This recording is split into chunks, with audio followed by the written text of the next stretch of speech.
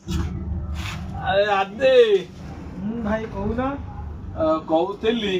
ସାଧା ପାନ ତୁ ତ ଜାଣିଛୁ ମୁଁ ଖାଏ ହେଲା କି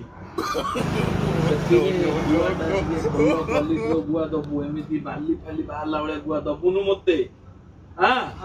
ପକେଇଲୁ ପକା ମୁଁ କହୁଛି ଗୋଟା ମସଲା ଜଲ୍ଦି ଆଙ୍ଗା ତୁ ତ ପତ୍ର କାଟେ ଆଉ ପତଳେ ଟିକେ ଚୂନ ଦବୁ ଫଳ ପୁରା ଖାଇକି ହେଇଯାଇକି ନା ଖାଇଗଲାଣି ହେଲା କି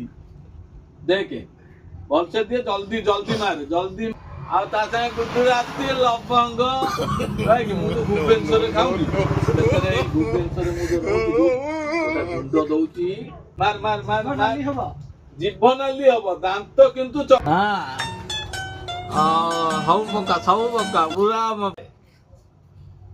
ବନେଇ ତ ଏଇଟା କଣ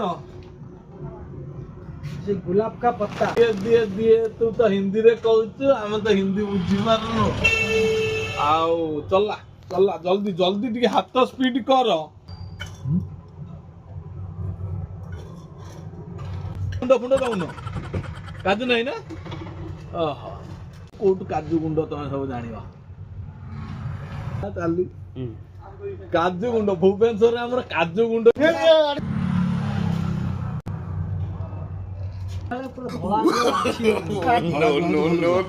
ଏଣ୍ଡୁଗୁଆ ଦବୁ ଏଣ୍ଡୁଗୁଆ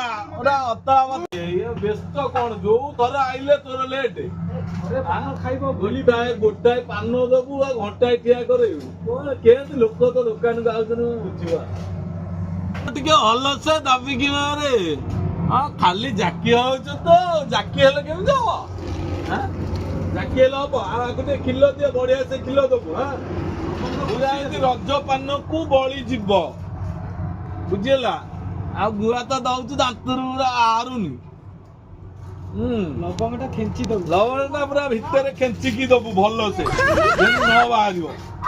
ଦି ତିନି ଚୋପା ଚୋବେଇବା ପର୍ଯ୍ୟନ୍ତ ଯେମିତି ନ ବାହାରେ ହେଲା କି ହସିଲେ କଣ ହବ ଖାଲି ହସିଲେ ହବ ନା ଏଇ ଏଇ ଯାଉନି